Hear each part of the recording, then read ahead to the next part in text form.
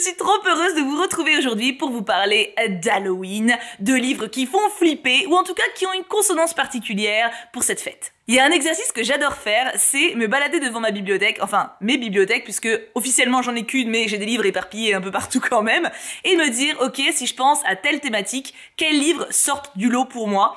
J'ai fait ça pour Halloween. Alors, j'ai pas de livre d'horreur, j'en ai pas. Je lis pas d'horreur, de thrillers chelous avec des monstres macabres. J'en ai lu un petit peu, mais c'est pas ça qui me... Tu vois, c'est pas ça qui m'a sauté aux yeux. Du coup, je m'attendais à vraiment pas avoir grand chose, genre 3-4 titres qui se baladent en duel. Et bah, j'ai une pile à côté de moi, les enfants, elle arrive... elle m'arrive aux boobs en fait. Même un peu plus haut parce qu'on a un début de deuxième à côté. Donc, si ça vous intéresse, voici quelques titres qui pour moi représentent parfaitement Halloween. Je tiens à préciser qu'il y a de tout. Il y a des albums jeunesse, il y a un peu de manga, il y a même un essai, il y a du roman, il y a de la BD et surtout des beaux livres. Enfin surtout, il y en a pas mal. Il y a pas mal de beaux livres avec... vous allez voir, vous allez vite comprendre. Je me demande si ça va vous faire craquer ou vous tenter un petit peu. Eh ben écoutez, on va commencer dans l'ordre, qui n'est pas vraiment un ordre. Hein. C'est juste que j'ai tout sorti petit à petit, j'ai tout empilé en vrac. Mais j'avoue que si je défais l'ordre qui est là... il va y en avoir partout. Donc allons-y en l'état. Ça ira très bien. On commence avec Généalogie d'une sorcière. Donc là, on a deux livres qui sont, alors, des livres jeunesse, mais jeunesse glaucounet. Hein. Donc là, j'ai le coffret, ce qui fait que j'ai l'album. Hop. Donc avec une histoire très jolie d'une petite fille qui apprend pas mal de choses sur ses origines, etc. Enfin, vous vous doutez un petit peu de où ça va aboutir, je pense. Il y a même une illustration qui était avec le coffret. Et le deuxième, c'est le grimoire qui va avec. Et ce grimoire représente plein de sorcières qui ont parcouru notre civilisation. Alors bien entendu c'est inventé, alors il y a certaines sorcières qui sont connues dans les contes, mais il y a aussi des sorcières comme vous avez vu passer la Joconde, il y a Jeanne d'Arc, enfin voilà, il y a plein de trucs mi-inspirés d'irréel, mi-complètement inventés. L'objet livre en lui-même est absolument magnifique, je suis une grande fan de ce type d'ouvrage et du coup je trouve que ce coffret en l'occurrence, est parfait. Mais alors, parfait pour Halloween. Moi, typiquement, c'est ce genre d'ambiance que j'aime bien. Un mélange de mignon et en même temps d'étrange, voire de glauque. Généalogie d'une sorcière, donc, petit duo. On reste dans le même genre, mais avec un titre qui vient de sortir et qui m'a été offert par Alice. L'enfance des méchants, des vilaines et des affreux. Comme je l'ai dit, j'adore ce type d'ouvrage. Et là, vous avez... je vais y arriver. On est sur un album jeunesse, hein. Hop. En plus ça ouvre sur ma page préférée, Hades, mon bébé. Vous avez donc une page avec une illustration et une page à côté avec l'histoire du méchant. Là vous avez le capitaine Crochet qui a droit à une double page juste après. Vous avez la reine de cœur, Shere Khan. Alors il y a pas mal de Disney mais il y a aussi des trucs que je connaissais pas. Et pareil, inspiré, alors je l'ai pas encore lu hein, mais je l'ai feuilleté. Inspiré voilà de contes, vous avez le Croque-Mitaine, la sorcière de l'Ouest. Elphaba, mon amour, Jack aux lanternes, qui doit avoir, voilà, qui a aussi une double page absolument magnifique, mon Dieu. Donc voilà, pareil, ça, c'est un ouvrage. Ce que j'aime beaucoup, c'est qu'il correspond aux enfants, mais vraiment, en tant qu'adulte, vous kiffez aussi. Parce qu'il y a un petit goût de mystérieux et d'imaginaire qui est vraiment plaisant. J'étais obligée de le sortir. Obligé. Sorcière de Mona Chollet. On change complètement d'univers. C'est un essai qui parle des femmes, de l'évolution des droits des femmes à travers l'histoire, en passant entre autres par un des prismes les plus connus maintenant et les plus populaires, la sorcellerie. C'est un ouvrage qui est passionnant, écrit vraiment de manière très accessible. Mona Chollet nous parle comme à une amie. C'est comme si vous étiez à table ou posé dans votre canapé avec une de vos meilleures potes et qui vous racontait quelque chose qui lui tenait vraiment à cœur. Donc elle parle très bien, mais le langage est tout à fait accessible. C'est vraiment du parler contemporain. Et en fait, elle partage tout ce qu'elle a appris, tout ce qu'elle a découvert et bien sûr ses opinions. C'est hyper intéressant. C'est le premier essai que j'ai jamais lu et c'est un de ceux qui m'a le plus marqué de par sa thématique. Il est à lire pendant toute l'année, mais c'est vrai que le lire pendant cette période, ça a un petit goût supplémentaire. En termes de manga, j'ai pas mal hésité puisque pour le coup, j'en ai pas mal mine de rien qui sont autour de la thématique de la sorcellerie, des vampires, des trucs comme ça, mais j'ai suivi mon cœur, j'ai pris vraiment, en passant devant, j'étais en mode ça, c'est sûr que c'est ça. C'est en 3 tomes et c'est le livre des sorcières, donc tome 1, tome 2 et tome 3. C'est basé sur la vraie histoire avec un grand H, avec une partie également romancée.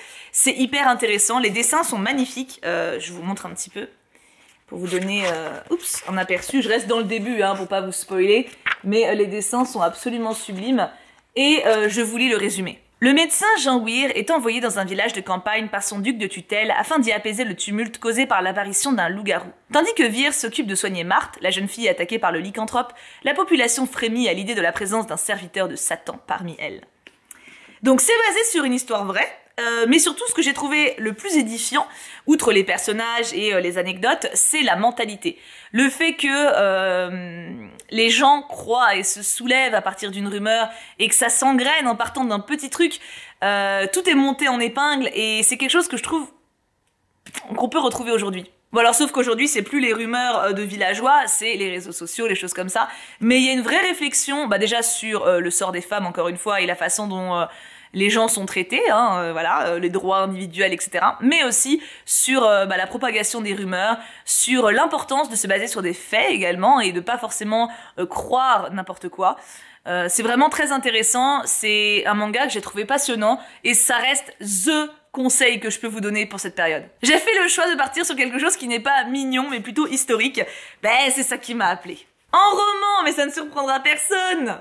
Dracula, bien entendu. Oh mon dieu, s'il y a un livre à lire en cette période de l'année, c'est Dracula. Et rassurez-vous, en janvier, je vous embêterai avec Frankenstein. Frankenstein, il est tellement à lire en janvier. Genre, t'as la banquise, t'as le froid, c'est génial. Mais là, on s'occupe de Dracula. On est sur une histoire de vampire, je pense que tout le monde s'en doute, je pense que tout le monde connaît le mythe de Dracula maintenant. J'ai pris la magnifique édition d'ailleurs de Tibère, mais il existe bien sûr en plein d'éditions, il est disponible partout. Et Dracula, outre le fait que ce soit une histoire de vampire, c'est surtout que c'est une ambiance. Quand vous lisez Dracula, que vous l'entendez en livre audio, vous avez vraiment... Vous voyez le brouillard, les collines désertes, vous entendez les loups qui hurlent à la lune, vous avez peur, il y a cette espèce de château abandonné dans lequel vit le comte, du coup qui n'est pas abandonné, mais voilà, qui est morbide quoi, et vous sentez cette atmosphère lourde, le froid et le fait qu'il y ait juste la cheminée pour se chauffer, que tout le reste du château est glacial, enfin, c'est fou en termes d'ambiance. Alors c'est un livre qui a vieilli sur certains points, notamment le traitement de Mina, en mode oui oh là là pour une femme elle est vraiment intelligente, voilà.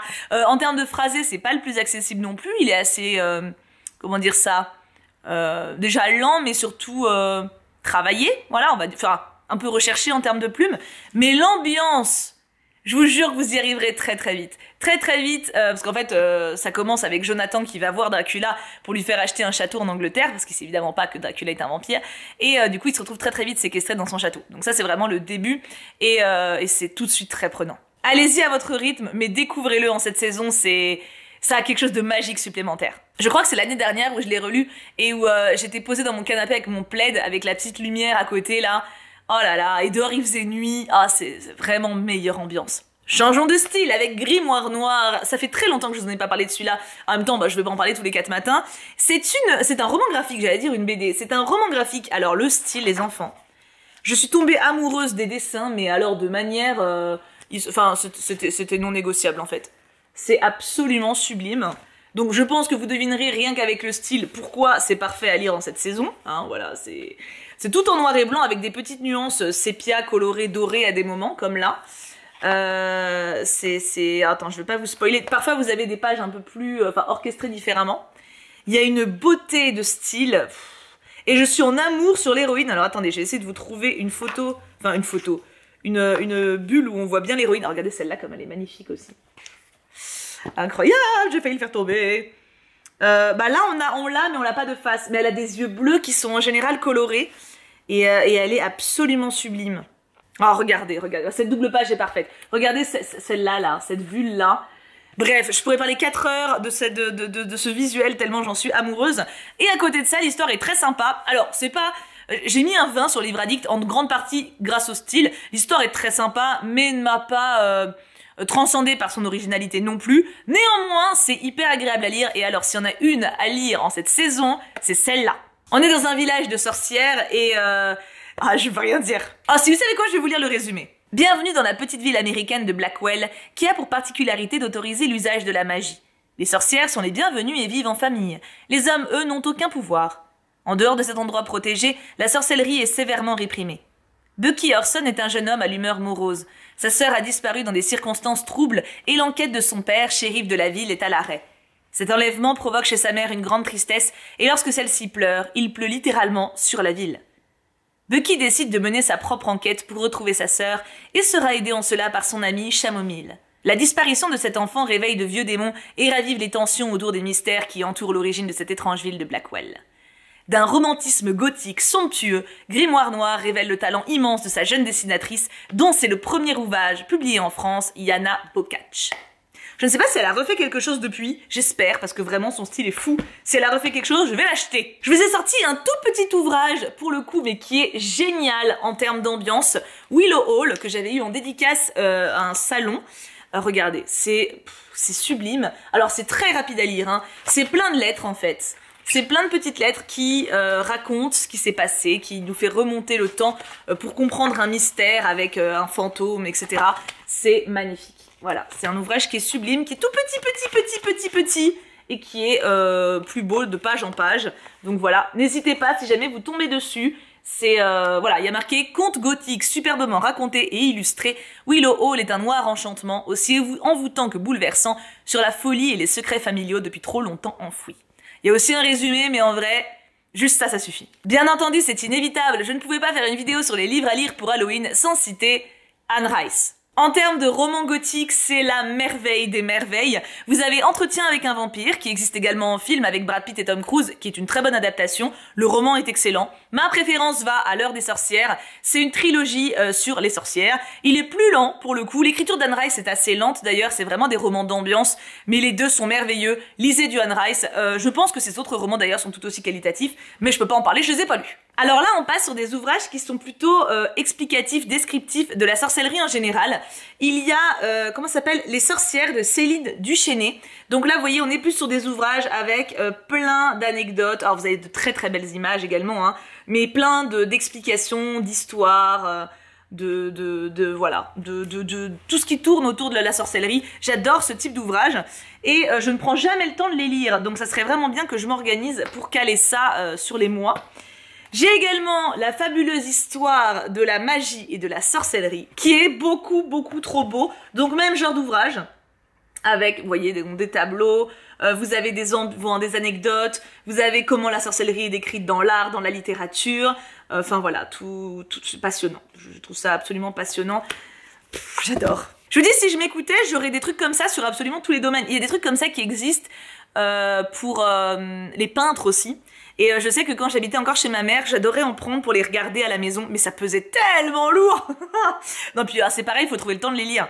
Je pense que l'idéal, je l'avais fait un temps, ce serait d'en mettre un comme ça par mois. Mais encore, c'est dense, tu vois. Je me suis mis, bien sûr, pour vous présenter l'encyclopédie des revenants et des non-morts, fantômes, vampires et zombies aux éditions du Héron d'Argent.